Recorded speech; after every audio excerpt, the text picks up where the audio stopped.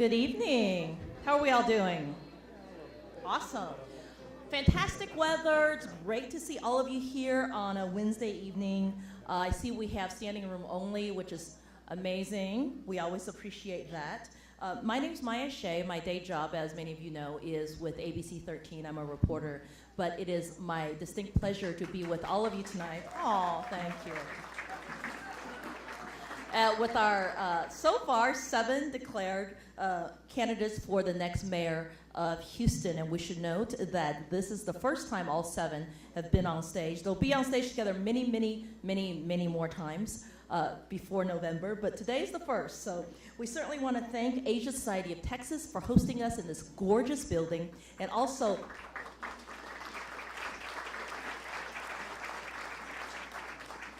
we are certainly big fans of Asia Society. At least I am. I don't know about the rest of you. Also, we want to say thank you to the 4 arts organizations who've done a lot of work to put this together, and that includes the Houston Museum District, which we are in the heart of, Miller Outdoor Theater, Theater District Houston, and the Houston Arts Alliance. How about giving them a round of applause?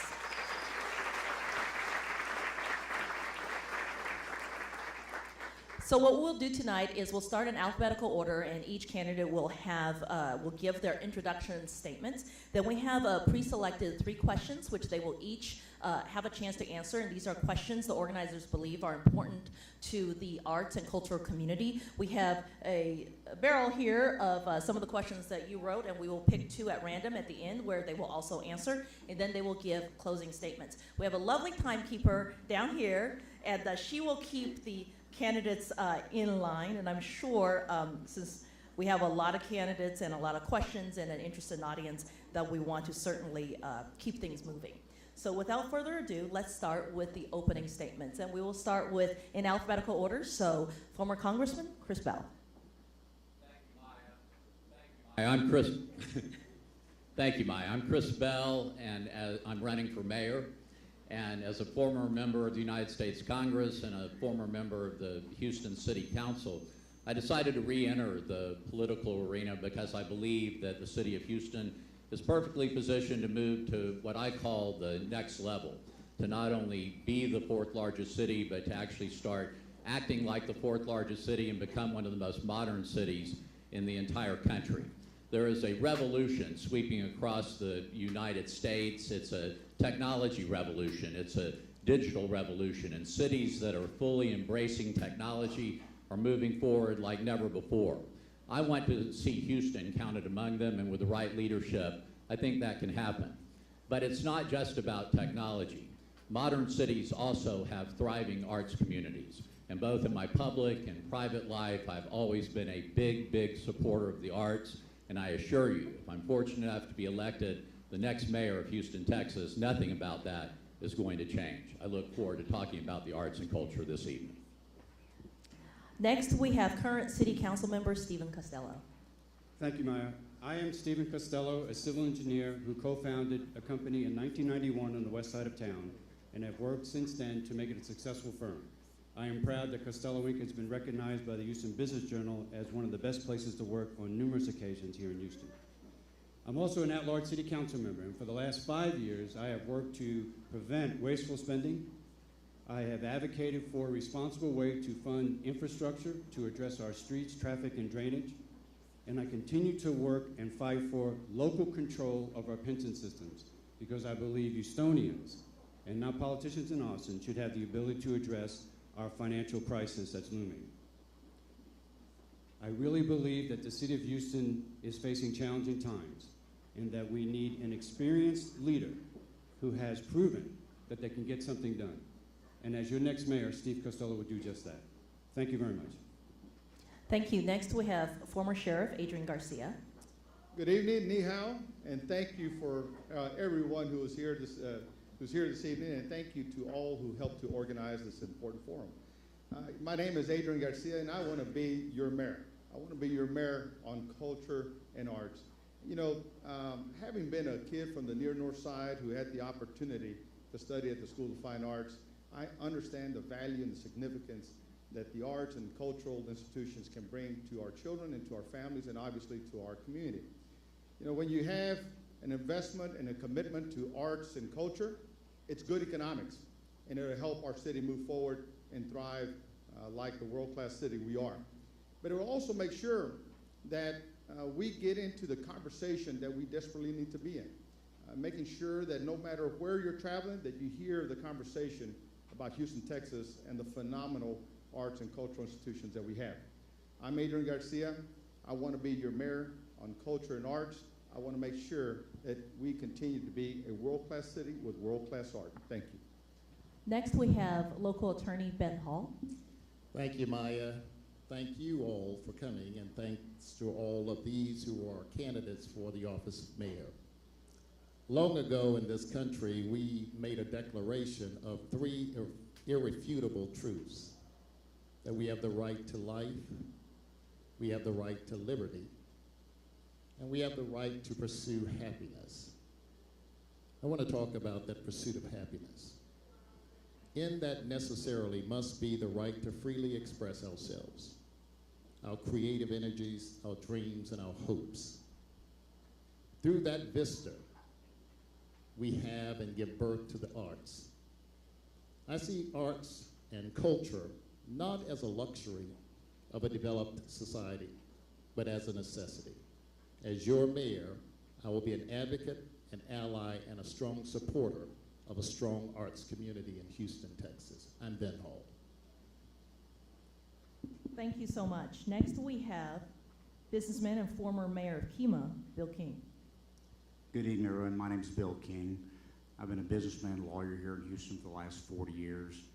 We live in a remarkable city. It really is America's city of opportunity. But I'm running for mayor because I'm concerned that the city's not providing the basic services that the citizens expect. We're not providing the infrastructure, public safety, and in the biggest economic boom in our lifetime, the city has gotten into one heck of a financial mess. And that's going to affect every aspect of our lives, including our cultural life, if we don't do something to get the city back to basics. And that's why I'm running, to return the city back to those basic core services that we organize municipal government for. Thank you very much for coming tonight. Next, we have local businessman Marty McVeigh. Thank you. I am so delighted to be here with my colleagues here on stage tonight. I'm also delighted to be here in this beautiful building, which is an asset to our city. All of our arts and culture is an asset to the city, and as a businessman, I recognize that this is something that is going to help us propel ourselves and grow our city in the right and smart way in the future. I intend to establish a real Office of Economic Development that reports straight to the mayor of the city of Houston. And arts and culture will play a big role in developing our city's economy for the future.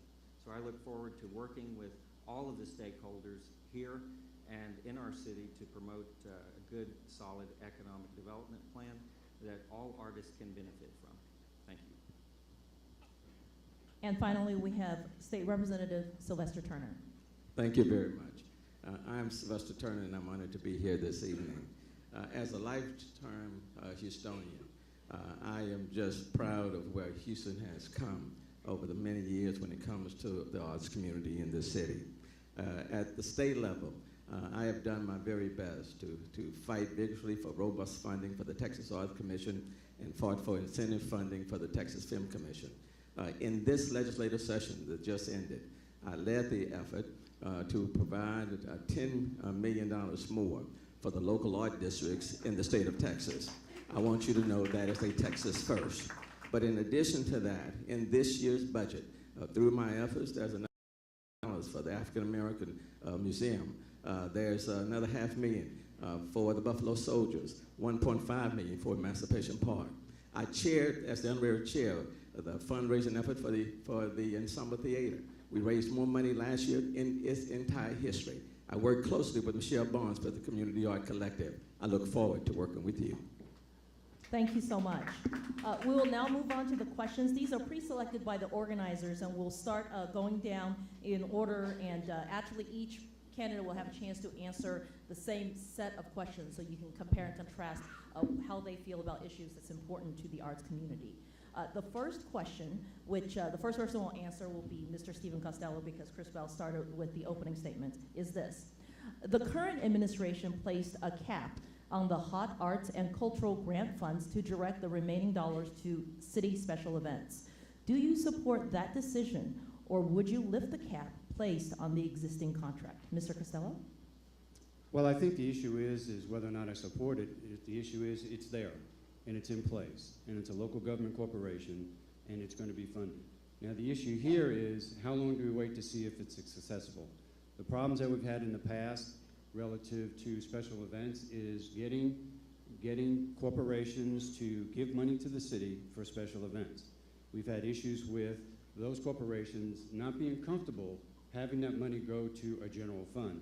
So those monies are actually being sent over to whether it was Central Houston or the Houston Parks Board. And so this whole idea is to set up a local government corp so that corporations have a better understanding of where that money is going to go and what it's going to be used for. Now, whether or not we support it or not is a real issue because it's already in place. I do support additional funding for the arts, and I do think that we need to do a better job of figuring out ways to fund it, because when you compare the city of Houston to other cities throughout the country, we are woefully behind the curve relative to per capita spending. But So would you that- keep the cap on, though, if you're a mayor? Because the current administration put it on, so if you were mayor, you would have the Well, power. I think before we start talking about removing the cap, we need to see how much money we're going to be raising, because we have a downtown initiative. We're bringing more hotels into the area. Obviously, as we increase the heads and beds into the city, the hot tax revenue will go up. It's all about whether or not we're going to get the additional funding that we need. But you still need to take a look at the success of the program first before you say we're just going to abandon it entirely. So I do think that we need to reach out to the arts community. We need to help them and listen to them as far as ways that we can increase funding outside of this current cap moving forward, because we need to have time to look at whether or not it's successful. Thank you. Thank you. We should note that for these questions, the candidates each have 2 minutes to respond. They don't have to take the full 2, but they can. Same question to former Sheriff Adrian Garcia. Do you support this cap that was placed, or would you lift it? You know, first of all, let me just say that Houston's in a unique position in contrast to other cities where there is at least a dedicated funding stream to our arts and culture. That's a good thing. Other cities have to have their artists compete and their respective events compete against patrol cars and ambulances, an appropriations process that generally, when you set priorities, those respective entities lose. So the fact that we have dedicated revenue stream, that is a good thing. But understanding that there is a question as to how the cap has been placed and where the revenue thereafter is going and how it's being invested, you know, my commitment to you is to make sure that we are transparent, that everybody knows where the dollars are being spent, but also in terms of building on the economics of good arts and supporting our arts and cultural institutions. There's not going to be a place that I travel to, whether here in the country, in the region, or across the globe. I am not going to be talking to people saying, you need to come to Houston. You need to put your head in our bed. You need to buy a ticket to one of our theaters. You need to enjoy our amenities here so that we can continue to grow that pie, and maybe that conversation about how the tax is distributed may be a thing of the past. But my commitment is to sit down with you to make sure that we are transparent, everybody understands it, and if there's adjustments that need to be made, I'll be open to making those adjustments. Thank you. Thank you, Sheriff. Next we go to Ben Hall. Would you, are you concerned about this cap? Would you repeal it, keep it in place? Well, I am concerned about the cap, but I want to make sure that we have an understanding of what the cap is. At present, the arts are allocated out of the hot tax about 1.36% of the 17%. That's about 19% of the total dollars. The issue is whether or not that should be maintained at 19% of the hot tax. Adrian said something that is correct, and that is we will have a growing base of the hot tax revenue as we have additional hotels in the city. That is true. And therefore, the application of the cap to a growing base produces more money for the arts. I am in favor, having looked at the budget, I am in favor of more revenue. And at that level, I would increase revenues, but not necessarily having to extend or increase the cap, because you have a broader base of revenue coming into the city. So as you say, cap, yes, 1.36% of the hot tax dollars can be maintained, but there will be more money coming to the arts, and I would be an advocate for more money to the arts. Let me now talk about what's the use of that money. I applaud the art community in the grants that they're giving to native artists in this area. As I look at the budget and all of the grants that have been extended by this community, you are giving careful consideration in terms of the extension and the granting of those funds. I applaud that. As your mayor, I pledge to you that we will do all we can to increase the amount of money, because the stewardship that's being shown right now out of the arts community is commendable. Thank you so much. Next, Bill King. I'll ask City Council to repeal to the first council meeting I preside over. This is nothing other than a grab of the general fund into the hot tax money. It's exactly what I said in my opening comments. The financial stress of the city is going to affect every other aspect of the city. The only reason this cap was put into place was to move money out of the hot tax into the general fund by paying for things that we were previously paying for the general fund. I would ask council to repeal it to the first meeting. Next, we have Marty McVeigh. Thank you. I too would also repeal the current limit. As it's widely known, 19.3% is available under state statute. We'll certainly push that to the limit.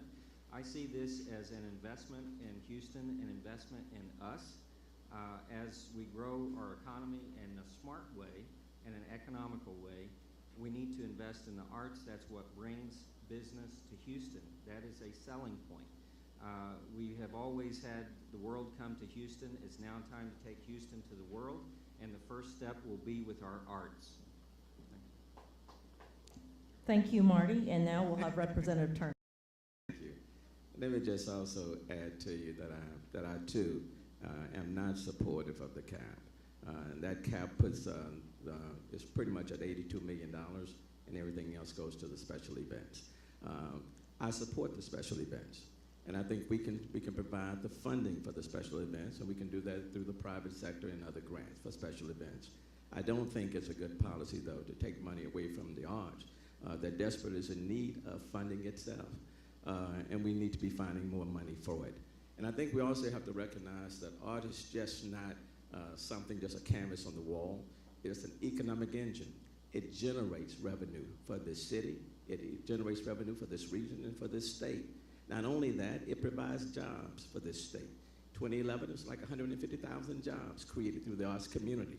So by putting money into the arts community, we generate revenue for everything else, including special events. One of the reasons why I was able to convince the legislature at a time when we're not spending money on major priorities, but on other things, to invest $10 million into the local arts district, is that I said to them, by investing the money in the local arts district, we will be providing an economic engine that will be bringing money to the state of Texas. And when you look at the sales tax revenues that will be generated from this money, the state of Texas is put in a win-win. When you give $10 million to the local arts district, it is a win-win, and other programs and strategies can be funded. But the Miller Outdoor Theater, for example, we are the #1 professionally outdoor theater in the country. When it comes to theater seats, we are second in the country, only behind New York. This is not the time to cut something that will bring people to this city. Instead of people leaving, let's provide the incentives to keep people in the city, and you do that by funding the arts. Thank you so much. We now move on to our second question. Oh, I forgot Chris. My sincere apologies. I apologize. Well, as I looked up in the audience and we go up and down the line and I see some of you yawning out there, just remember it could be a lot worse. This could be a Republican presidential debate.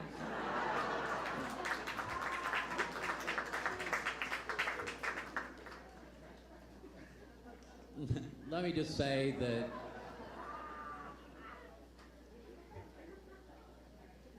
I'm not in favor of the cap and would work to repeal it as soon as possible, and this is a very good example of where past is prologue. I was elected to the Houston City Council in 1997, when at that time there was a rather arbitrary cap placed on the hot tax, where the various arts institutions here in the city were having to divvy up $3 million, I believe was the cap at that time.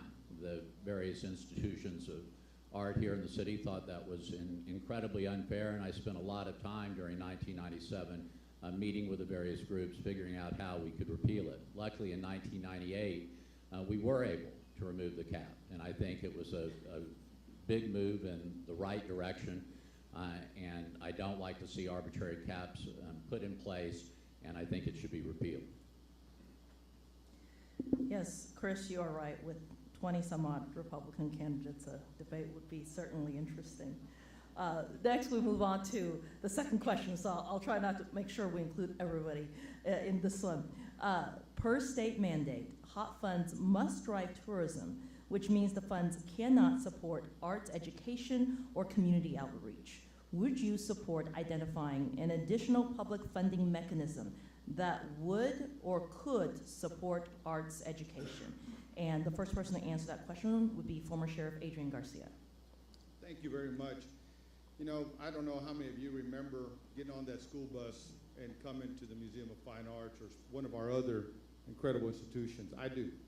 And so I know that providing that educational experience, and as I mentioned, you know, being a kid from the near north side, not ever knowing what the School of Fine Arts was, but then to get a scholarship to attend it and have that particular experience has been important to me and has been a big part of my life.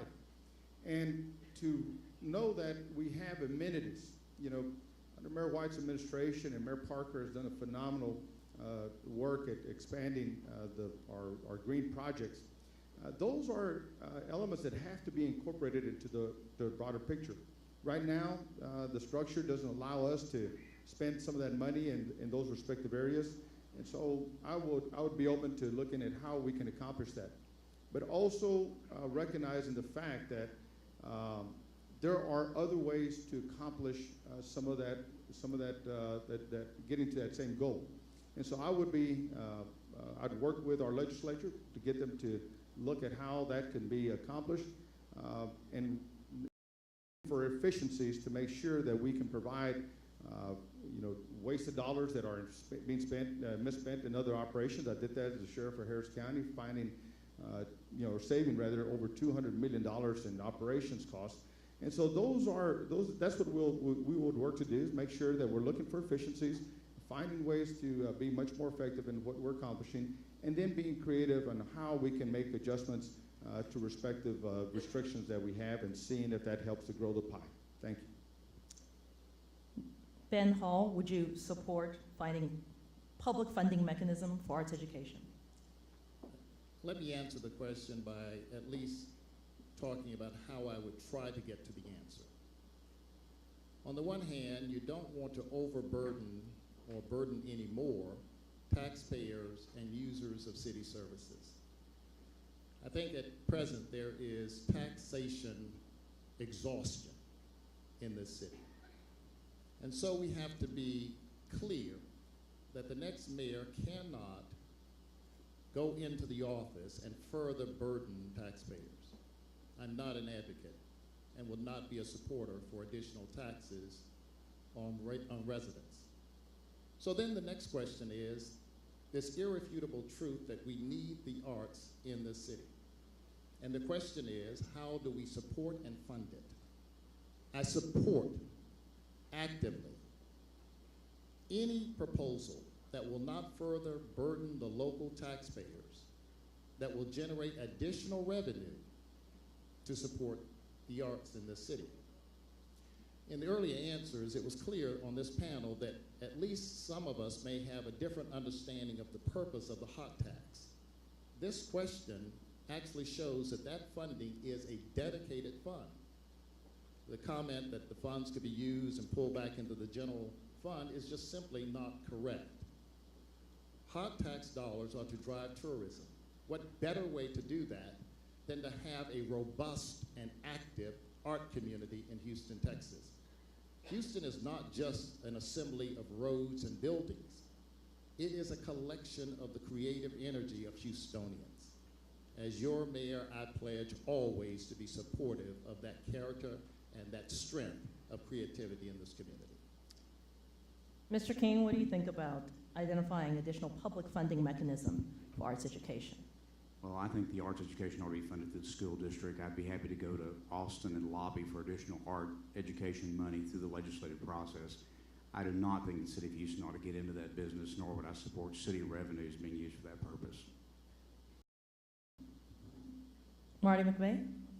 I come from the school of thought, if we want to be more, we've got to do more. The city of Houston is notorious for not going after all of our dollars that are available to us from the federal government. I think that we have a great deal of opportunity that we can seek from the federal government to help pay for an increase in art funding. I think that, as I said earlier, we need to stick to the 19.3% that is available to us under state statute, and I am all for doing all we can to get more into the arts. Mr. Turner? Thank you. Let me offer three areas that I think we can seek additional funding. One, with regards to the legislature, the local arts district funding. The funding that we provided that's in this budget that I championed, the $10 million.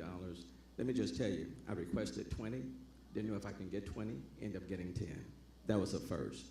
If you elect me as your mayor, I think I have an excellent relationship to go back and even double what we got this time. I believe we can do that. That's number one. Number two is that we need to look at programs like the Artists in Residence program. They're doing that in Portland, they're doing it in Philadelphia, they're doing it in San Francisco, where they're working with an Artist in Residence program. There's substantial private funding for that, and we need to think outside the box in order to bring in additional revenue. Thirdly, we need to look at voluntary initiatives. For example, there are many people in the city who would voluntarily contribute. I think we need to set up a mechanism for that. Just like, for example, on your electricity bill, you could give $1 to help people, for example, to serve as a discount on their electricity bill.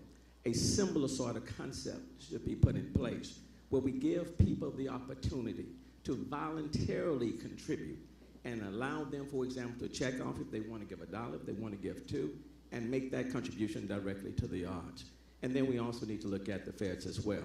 But there are mechanisms in place right now through the legislative process. Those vehicles are in place, but you got to know the people. You have to have the relationships. I think I have that. And if we think outside the box, I don't think we need burden taxpayers anymore, but I do think that we need to look at creative ways in order to provide the additional resources, in order to provide the monies to the arts community, and in return, I think we will see an effective multiplier, and all of us will benefit. Mr. Bell? Oh, we get to answer this time. I think this is an incredibly important issue for a number of different reasons. I'm the only candidate who has suggested that education should be a major issue in this race for mayor. I think education overall is the most important issue facing the state of Texas and the most important issue facing us here in the city of Houston. And some like to say, well, education really isn't the city's purview. Well, I say baloney. I think it is, and I think any level of government, if you're in a position to do something to improve education, then we should do it. In the city of Houston, we have a widespread library system, over 40 branches strategically placed throughout the system. Because of the advancements in technology, because of the internet, the traditional use of the library has changed somewhat over the years, and as a result, there's a lot of underutilized space in many of our libraries. I think that space that could easily be renovated and remodeled to be used for pre-kindergarten programs, where there's almost universal agreement that access to pre-kindergarten education is the greatest insurance policy toward future success in school. It's a great use of our public library system, and if we're providing the space, I think we can certainly insist that arts and music education be a part of those early learning programs. And I think exposure to those types of programs will help improve minds. Some people over the years, as we faced funding challenges in education, have wanted to pretend that things such as arts education and recess are just unnecessary programs that can easily be cut without having a negative impact on the citizens. Well, studies are showing that to be absolutely incorrect, and also showing that impact to arts education improves test scores on standardized tests. So we need to do everything we can to restore funding. Thank you so much. Mr. Costello? Thank you. I am the City of Houston's budget chairman, and I've been the budget chair for the last 5 years. So I'm going to give you some bad news. Just this past Monday, we had our finance director come before my committee and give us a 5-year forecast for the City of Houston. And after this next budget cycle, we will be in a budget deficit over $120 million for the next 5 years moving forward. So that's the problem. And so it's going to be very difficult for us to be able to figure out a way to squeeze the budget to increase funding for the arts in education.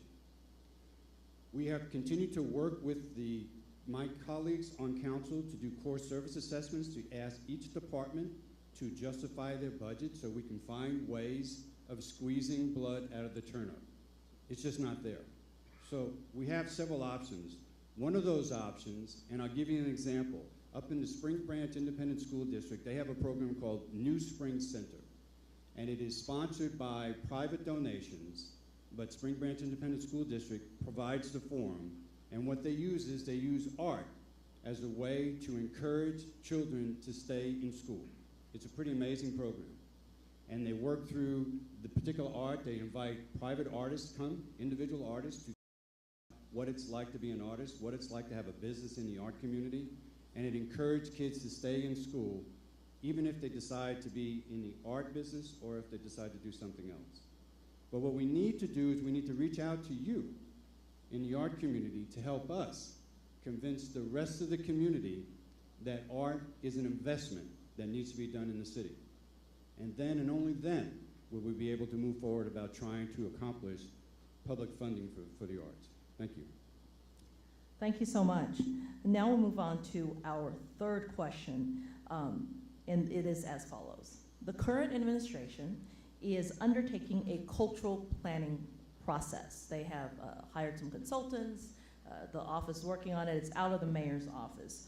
Would you consider it your obligation to implement the recommendations of this plan as possible once it is developed? And we will start that off with Mr. Benho. I'm aware of this effort on behalf of the present administration, and I applaud it, but I would not feel obligated to follow the recommendations. The reason is because of, if it's not clear in my last answer, let me be very clear. I will not support a tax increase on Houstonians, not to further anything other than core services for the city. I'm more than interested in exploring alternative funding sources, but not further burdening taxpayers. With regard to cultural development in this city, whatever excess revenue we get from the hot tax or alternatives to funding, I'd be more than interested in considering those as funding sources for the cultural plan. I've made it very clear that I find that the arts and cultural diversity are necessary components of what it means to be human and Houstonian, and the freedom that we have in terms of a creative society. And so I will support alternative funding. But to the extent the cultural plan requires additional taxation of local taxpayers, I will not support it. Mr. King, what do you think about this work in progress, this cultural plan? My understanding is that there are no recommendations at this point, only some findings, and so without knowing what the recommendations are, it's really hard to say whether I would support them or not. I'm a little concerned. I think the idea of having a general plan is a good idea. It's always good to get a lot of smart people together to think about these things. But what I would not support is any further concentration of power in the mayor's office. The cultural leadership of the city needs to be in the arts community. The mayor needs to support it. I don't think the mayor necessarily needs to lead it. I certainly wouldn't feel like I've got the expertise to do that. So I think the proper role of the mayor's office is to support the direction the arts community is going, not try to lead it. Mr. McVeigh? Thank you. As I keep returning to, this is growing our market. The arts and our culture in our city helps grow our market. It creates benefit for the people of this city. I think that it's time for the city to take a leadership position here.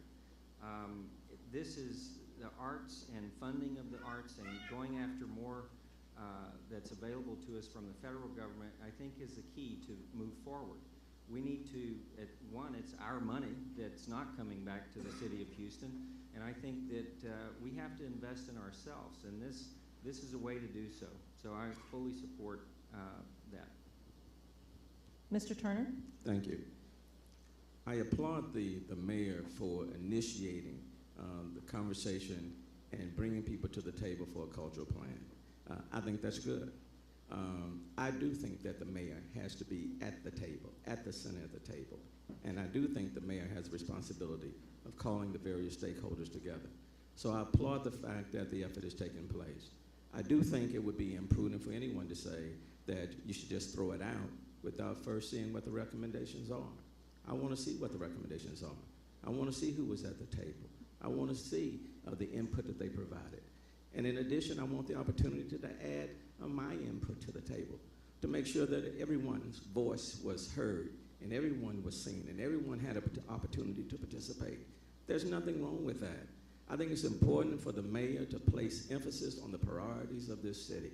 And I think it's important for a mayor to make sure that if the arts community is vital to this city, no better way of demonstrating that than for the mayor to be at the table. I want to be at the table. I want you at the table.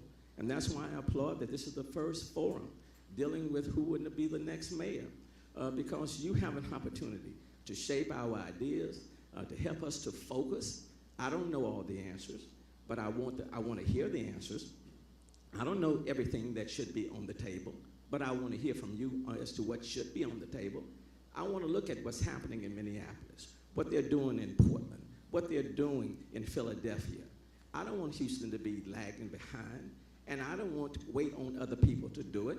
I want to push this city to go beyond where it is today and be the leader and not be at the tail end. I want people to come to this city, and I will push any cultural plan that achieves that objectives. Mr. Bell, thoughts on the cultural plan? One of the things that's always driven me crazy about city elections, in addition to the fact that people don't always agree with me, is when people stand up and say they're running for office because they want to make Houston a world-class city. I have news for folks. We are a world-class city.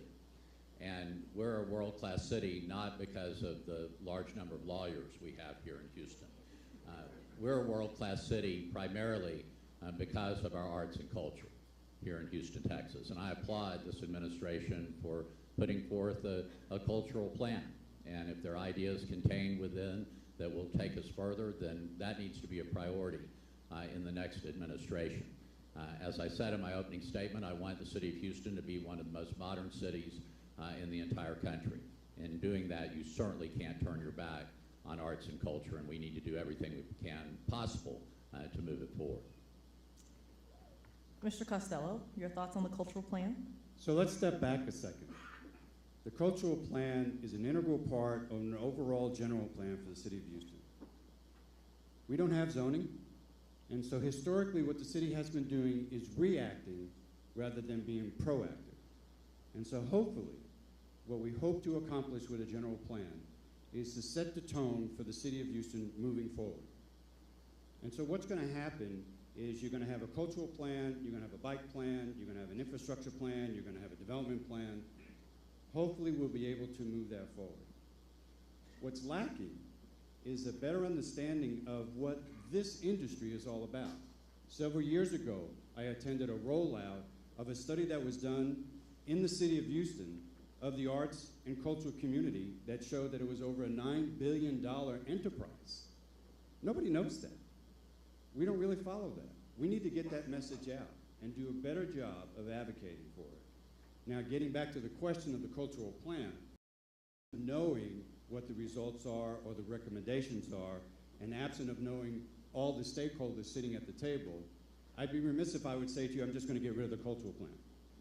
But the worst thing that we can do as a city is spend time and effort of volunteers to develop a plan and not implement the plan. The worst thing that we can do is put plans on the shelf, because that's just the worst of effort. So I want to wait to see what the recommendations are. By the way, I'm the only engineer on this table up here, and so that's not my expertise, but I look forward to reaching out to the stakeholders who were involved in the development of the plan to see if in fact the recommendations are doable, viable, and helpful of moving this city forward in the future. Thank you. And Mr. Garcia. How many of you participated in the conversations of the arts and cultural plan? How many of you were engaged in that? You know, thank you. Thank you for doing that, because, you know, when you do, you make our city better by offering your perspective, offering your voice, offering your thoughts. And when we invite you to the table, we ought to respect your point of view. I mean, you're a key member of our community. You obviously have a passion, and that passion brings a lot of money to our city. And so a arts and cultural plan, you know, isn't coming necessarily with a price tag, but it's coming with concepts, it's coming with a vision, it's coming with ideas. It's coming with an opportunity so that kids from the near north side, like I was, would have an opportunity to have experiences that they typically wouldn't offer. And it also provides a vision for how we can take institutions like this one and the Museum of Fine Arts and push them further into the community. I think those things are good, they're healthy, and I think that they'll further strengthen our city.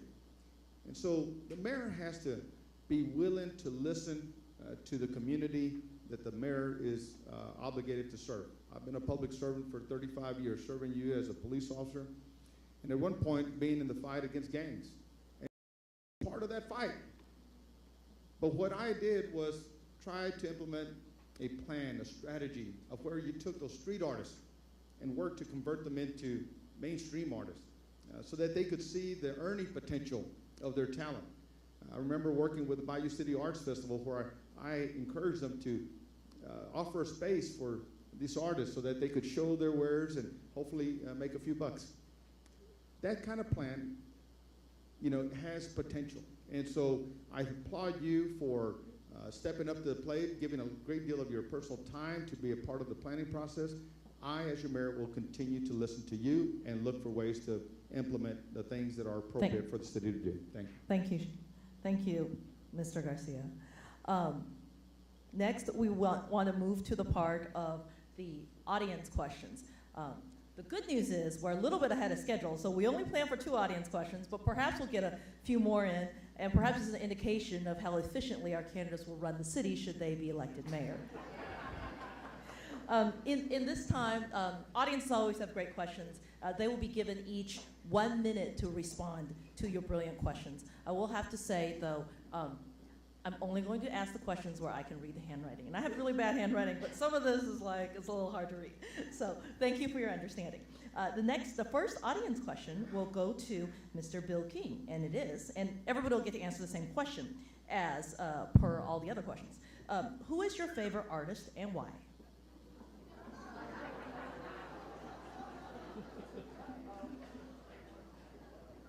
And we will read into it very deeply for a whole 60 seconds.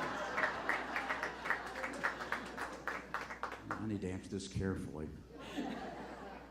I would say probably my favorite artist is Van Gogh, which I guess is sort of trite maybe, but when I was in 8th grade, I had a world history teacher named Everly Driscoll, and she spent the first half of the semester teaching military political history, and the second half of the semester teaching cultural history. And she had us read a number of books, and she had us read Irving Stone's fictionalized biography of Van Gogh's life, A Lust for Life. And I kind of fell in love with his story and his painting, and I've always been a huge fan ever since. All right, next, Mr. McVeigh. Well, thank you. I'm glad I'm second on that question. I had to think about it myself. But an artist, my favorite artist, is a poet, and it's Rumi. And I have, thank you very much. There's two of us here today, right? But Rumi is a poet that lived thousands of years ago, or excuse me, hundreds and hundreds of years ago now, in Persia. And I have found great solace over the years in returning to poetry to find solace in where I need to be, where I am in my life, in business, and looking to the future. So I've just found a great deal of peace and comfort in returning to the words of an ancient philosopher. So he's my favorite. Mr. Turner? Let me provide a couple. John Biggers, for example, who was from this city, Texas Southern, fantastic artist, was very inspirational. And the fact that he was from the city, I just put a big star by it. A young artist that's coming up also, I'm from Acres Home, North Side, Jacarius Johnson, young, aspiring, that combines those who have Biggers kind of paved the way, and then from another genre, you got a Jacarius Johnson who's coming through. Those are individuals who are part of this city, part of the fabric of this city, that represent our talent and what we have to offer. And then just in terms of perseverance, staying the course, not giving up, Michelle Barnes. I just have to acknowledge Michelle with the Community Art Collective. She has stayed the course and has not given up. Houston does indeed have some tremendous local artists, and I admire and respect them all. I don't think that was one favorite artist, but Mr. Bell. My favorite artist is an individual by the name of Lamar Briggs, who passed away recently. I think he did a lot of his training here in Houston, some at the University of Houston, and I even read recently that the former general manager of KTRK Television liked his work so much he gave him some studio space there at the station.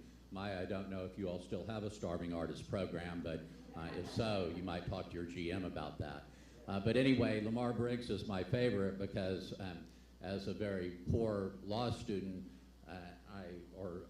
I think maybe I just started practicing law. I was actually in a frame shop, and I saw this incredible painting called Glinda in the Garden, and the owner of the frame shop said I could buy it on an installment plan of $50 a month, and I bought it, and now I think it's probably worth quite a bit more than that. So he's my favorite. Mr. Costello? Well, I have several. Mark Coyle, who is a local artist here who does irises on pastel. And Debbie and I have bought almost all of his originals. He doesn't sell originals anymore. He stopped doing that. Ashley Wynn, who actually came to our house and painted a mural on our wall, a bistro scene. We watched her for 60 days to do that in our house. But a current artist, which I think is really incredible, is a gentleman by the name of Justin Garcia, who is an up-and-coming artist here in the city of Houston. And in fact, he just wrote a book called One Ton Goldfish. And what I found so fascinating about his art is how he integrates engineering and science into his artwork. And as an engineer, I find that extremely fascinating. And so it's nice for someone who is not in the art world, but who loves art, to be able to associate my own profession into the art that's being presented. So I find that really fascinating, and so he's my favorite right now. Thank you. Mr. Garcia? You know, it'd be corny for me to say my family. I got a lot of artists, and my daughter happens to be here with me, and she is a phenomenal artist. So, and because I love her, that's why she's my favorite. But often we talk about artists in the past tense. But one of my favorite artists, because I've had the pleasure of knowing him when. And he provided a display that was really contemporary because it's really a part of modern day, today's conversation in terms of police and community relations. That's Rick Lowe. Where are you, Rick? Yeah. And he has mastered the science and the process by which you go from being a starving artist to creating an economic development system so that you can invest in your community and thrive in your community and make a living from it. Congratulations, Rick. Mr. Hall? Well, this is a question that gets me in trouble at my home because my wife and I have totally different art appreciations. My wife likes Van Gogh and she likes Monet and she likes the French Impressionists. I'm not a fan, and so don't hold that against me, Bill. I know that's one of yours. And I hope that this answer does not tell too much about my soul, but I like Escher and I like Salvador Dali. So read into that whatever you think. And if you were to ask me which of the two I like better, I like Dali better than I like Escher. It's kind of confusing to watch Escher's drawings. But I have to tell you, John Biggers has left us a treasury here in Houston of all of his art pieces, and it's tragic that one of his pieces right now is facing destruction on Elgin, and we need to try and save that, Sylvester. It's in the American Red Cross building there, and we need to try and save that. So those are my picks, and if that means I'd be a bad mayor as Salvador Dali. Thank you so much. Thank you so much. Okay. Moving on to the next question from the audience, and this we'll start with Mr. McVeigh. If elected as the next mayor, what will you do to change the conversation and put Houston as a destination for art and culture? And what I sense out of that is, that you hear a lot of people saying, oh, Austin or, San Antonio or sort of destinations. What will you do to try to lift us above some of these other conversations that happen within arts communities? And I appreciate that question very much. It falls right in line with what my plan is for the city of Houston. And currently, the city really doesn't have a plan. We've got a lot of silos plans that operate our city, and we need to have a general plan. I often say that the world has come to Houston. It's now time to take Houston to the world. We have so much opportunity here, not only in business and economic benefit, but we have our rich culture, our arts. And this is an asset of the city. We need to advertise that. We need to show it off. We need to show the world that you can come and relocate your business here, expand your international operations here, because we have something to offer. And what we have to offer is a world-class art scene. And Mr. Bell, my good friend, has said that, that Houston is a world-class city, and it is. We need to tell the world that we're a world-class city. Thank you. Mr. Turner, how would you elevate Houston as an arts destination for others? Well, I think it's important to continue to invest in our art and cultural centers. I mean, what's happening on the East End is exciting. And in fact, in many ways, the East End is like the Montrose of the 1980s. We need to tell the story. What's happening, for example, in Spring Branch, those are exciting. The arts world is heading out towards Acres Home. That's exciting. You have to invest in it. Our museums are within 1.5-mile radius of Herman Park. I mean, that's exciting. But we still have people that are leaving the city, too many people leaving the city, and we need to make sure that they come into the city. You have to invest in it. You have to tell the story. You have to talk about it wherever you go. Yes, you got to do that. You got to bang the drums. That's important. But when you have the second most theater seats in the country behind New York, we're doing something right. Miller Outdoors. I mean, come on, the largest outdoor professional theater. We're doing something right. This is not the time to pull back. We have to go forward, and everyone has to be on the same page. All right, thank you very much. Mr. Bell? Well, I disagree with the premise of the question because I do think that the city of Houston is part of the conversation. And those who don't know about Houston's art community and what we have to offer here just aren't very well informed when you get right down to it. And I think those who really study arts and culture do know about what we have to offer. So what should we do to inform those who are uninformed? Better sell us. Well, I think you make sure that the arts community is fully funding, and it goes back to the earlier question about arbitrary caps and those types of things. I think there does need to be public funding for the arts, and it's provided through the hot tax, and we need to make sure that money is divided in as equitable a fashion as possible. But as far as we're not being part of the conversation, I even had a friend from Dallas who said he wanted to come here to visit the museums. And if you get one of those snotty Dallasites to come to Houston to visit the museums, I say you're doing something. We still let them come, right? Okay, I was just checking. Mr. Costello? Here, Chris. So I'm going to look at it two ways. One is on the hot tax, Houston First, Greater Houston Convention and Visitors Bureau has about $80 million. And my understanding is they have set aside $8.8 million for a campaign to advertise Houston and bring people to Houston. Why don't we find out how much of that advertisement is actually geared towards this part of the community? That's the first thing. The second is looking at our young artists. One of the problems we're having is they're moving out of the city because they can't afford to live in the city. And so what we need to do is maybe we need to figure out a way to establish an art zone for young artists, give developers some incentives to allow them to give discounted rates for them to live and work there. And we advertise that as, hey, come to Houston, come work in Houston as an artist, and help us grow our city. Thank you. Mr. Garcia? You know, something that costs zero tax dollars is simply that when the mayor has an audience, that you take that opportunity to highlight the great things about our community, no matter where you're at. If I'm, you know what, I tell you, you know, on a political level, you know, there's some things I disagreed with Governor Perry. But what I thought he did masterfully was go into other communities, other states, and open his mouth and say, we have great business opportunities in Texas. The mayor ought to be doing that. Every conversation, having guiding principles with every audience that the mayor would have access to, that I would have access to, given your permission, is to remind folks that we have more seats or second number of seats behind New York, and we can take a bite out of that apple, and just to let people know what we have and make that part of our platform in every conversation that we have. That is how we're going to grow our profile. That's how we're going to make sure people know that they can come to a world-class city that has world-class art. Mr. Hall?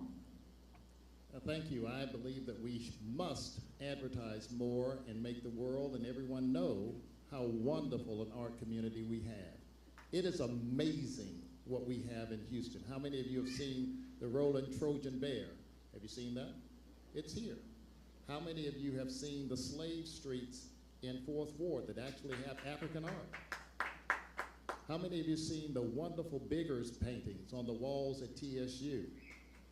These things can be advertised and made a tourist attraction for the city of Houston. And I believe that we have to dedicate more money to advertise the great talent we already have. The Ninas, the Michael, you may not know, my wife, she's an artist as well. I believe we have to feature our local talent here in Houston and let everyone know what's present. Mr. King? Yeah, I travel a lot around the United States, and I generally find that people in other areas do not know about the culture in Houston. I remember I was at a dinner party on the Upper East Side in New York one night, and we were talking about Houston. I said something about the symphony, and this lady sort of looked down her nose and said, "Oh, so you have a symphony in Houston?" I said, "Yes, you blankly blank, we got a symphony in Houston." But the mayor is the biggest salesman for the city, and I think that's part of your responsibility as being mayor. I don't think we need our umpteenth branding exercise, which have not been very successful. All right, thank you very much. Another audience question, I want to go back to hot taxes, because that's sort of like the hot topic. What will you do to specifically make sure that hot funds are distributed fairly to all organizations, not just the large organizations, the major players that we see, but many of the smaller arts organizations who are within the fabric of the city? And we'll take Mr. Turner to answer the first question. Well, number one, I think we need to make sure that, we address the issue we're dealing with the cap. That certainly will provide more money. I think secondly, once we extend or increase what we're receiving for the local arts district on the state level, that will provide more money. I think we have to be very careful that we not pit one against the other. I think we make a serious mistake when we do that. The question is, how can we grow the pool? Now, whether or not we need to look at the application process for the small independent groups, instead of them having to go through the paperwork and do it every year, you may want to look at doing it every 2 or every 3 years. That may be one way of easing the burden on your smaller organizations when they're seeking grant funding. So I think we need to look at that. But I think one of the things that I would love to do, if given the opportunity to be mayor, is to work to try to expand the fund so that we're not looking at trying to take what little we have and then fight over that when we all need to be really on the same page, moving in the same direction. Thank you so much. Mr. Bell? Well, I think it goes back to what we were talking about before about arbitrary caps. I think you stay away from arbitrary caps because they do tend to create battles between the haves and have-nots. My understanding is that you leave it alone and keep caps out of it, that the high tax should produce somewhere just under $100 million for the arts community. And I think with $100 million being allocated by HAA, it can be allocated in a fair fashion. I think the city has to, and the mayor has to utilize its appointments to HAA in a very responsible fashion, making sure that you have responsible individuals who will deal fairly and recognize that not all art institutions are created equally, but also not try to micromanage the process from City Hall. Mr. Costello? Thank you. I think the issue here has to do with the fact that we all recognize that arts are underfunded. We all recognize even the current equation of distribution of funds is just not enough to do what we want to. And every organization that's represented here tonight relies on the philanthropic community to help. And so we've got to figure out ways to increase the size of the pie. And so we have this downtown initiative. We're encouraging new development downtown. We're encouraging more hotels and beds to raise the amount of money that we can get into the system. But I still think, as I said earlier, we need to work together to convince the public that this is a good investment for the future growth of the city, that we'll all benefit from it. And if we're able to do that, we might be able to look at alternative ways of getting more money into the arts program. Thank you. Thank you very much. Mr. Garcia? Thank you. I want to make sure that, we're one Houston. Whether you are the next generation Rick Lowe, or whether you are the Museum of Fine Arts, we're one Houston. It's all about art and it's all about culture. And so we can't be fighting over scraps, but we have to make sure to continue to grow the resources that become available towards that one mission, and that make sure that Houston exceeds its reputation as being a world-class city. But when I was the chair of the Minority Women Business Enterprise Committee on City Council, the subcontractors were always fighting for those scraps. And so I looked to make sure that we were able to find greater opportunities to create greater economic impact, and we were successful. So that is what I would make sure to do, is to make sure that we're using the resources that we've got effectively, making sure that we're raising the voice of Houston to grow our economic opportunities. Thank you. Thank you. Mr. Hall? As I understand the question is one of allocation of the funds that are available for the arts. And how can the mayor's office influence a fairer allocation of those funds for those who might be at the entry level or the smaller artists? Let me say that I would advocate not kind of a heavy hand from the mayor's office, but a clear tone that I intend for those dollars to be equitably distributed and to favor those lower, the new artists or those who are struggling to get into the field, so that there will be funds available for them. We must look forward to the future of Houston's art, not just the present big ones, big artists who are established. So I'm an advocate for the small artists who are just trying to make it, the Ninas, the Sandras, the Michaels, those who are trying to get into the door. As your mayor, I will advocate for you. Thank you so much. Mr. King? Well, I think that the current formula is a reasonable approach to it. Not that we need to get our feet in cement on that, but I think it would be a very bad thing if that got to be a very political process every year the city council got involved with. So I think having a basic formula is a good idea. think it's also important to remember that the hot tax has a specific purpose, and that is to bring more people into hotels in Houston. If you can't make that causal connection, you shouldn't be spending the money for that. So anything we spend on that needs to be that heads and beds, needs to meet that heads and beds test, and we need to always be cognizant of that. Mr. McVeigh. Thank you. I think that the mayor can do two things here. One is to put all the stakeholders together, provide a place where people can talk about what the issues are. And two is to go out and make sure that we've got enough revenue coming into a system where we're creating new artists. We need to go to the federal government. As I said earlier, that's our money, and the city of Houston doesn't do a job of going after resources that are available to us from the federal government. That increase in revenue to the city of Houston, or actually through grant programs to the city for arts, is a way to grow the arts. And we want to create new entrants into the art scene. Thank you so much. This concludes the question portion of tonight's evening, and we're getting toward the end of this very interesting forum for the arts. Next, we'll have the closing sort of speech from each of the candidates. They will each have 1 minute to close and sell you on why they should be the next mayor of Houston. So with that, we'll start 1 minute apiece with Mr. Chris Bell. Over the years, the city of Houston has spent millions of dollars trying to bring attention to itself, to promote itself, even sometimes coming up with supposedly clever marketing slogans, my favorite of which was, "Houston's hot." Did we really need to remind people of that? But what I think we've learned in recent years is the best way to promote ourselves is to simply be ourselves. I want to be one of the most modern cities in the entire country. And as a modern city, you have to have a thriving arts community. And those who are exposed to our arts community are going to walk away with a better perception and perhaps change perception of our city. I can assure you that if I'm fortunate enough to be elected mayor of our city, we will always have a thriving arts community. Let's make it happen, and thank you so much for the opportunity to share some time with you this evening. Greatly appreciate it.